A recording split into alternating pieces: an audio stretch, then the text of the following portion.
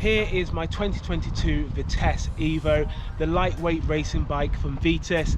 But yeah, it's not just a climbing bike, it is pretty much a beast on all terrains. So all the bikes in the range come with a full one-piece monocoque frame, which is extremely lightweight and stiff and very responsive. So this bike comes with a Shimano Ultegra Di2 12-speed setup, so that's the R8100. So it's got 52/36 up the front and then 11/34 cassette on the rear. The very wide ratio of gears means yeah, it'd be great for around here with all the hills. As you saw in the kind of the build clips, there's no wires going from the shifter up here down to the derailleurs at the back, so that's done completely wirelessly.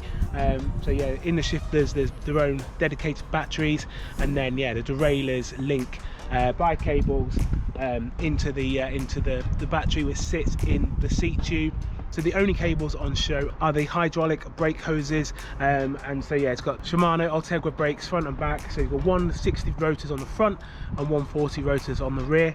So I decided to go for a kind of prime lightweight finishing kit. So I've got the Primavera Aero handlebar, which is carbon, the lightweight Doyenne stem, Primavera carbon seat post. So the wheels are the Prime Black Edition 50mm, yeah, nice and lightweight, and aero as well, which is just perfect. It's just a perfect combination for this bike.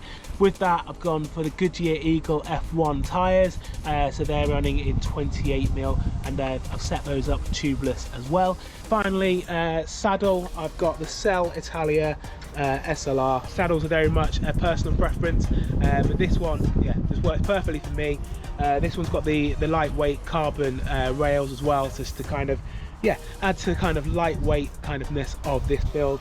I found, having ridden the previous iteration of the Vitesse EVO, yeah, it's pretty much my favourite bike. I just kind of like the all-roundness of it. It's lightweight, but it's also fast, and yeah, it's just perfect for most of the terrain that I end up riding on. So this bike weighs in at 7.8 kilos, and it's a size large. So yeah, I'm looking forward to getting out on this bike in the next few weeks, and yeah, enjoying the sunshine.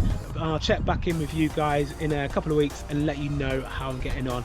That's it for today's video. Don't forget to like and subscribe, and I'll see you in the next one.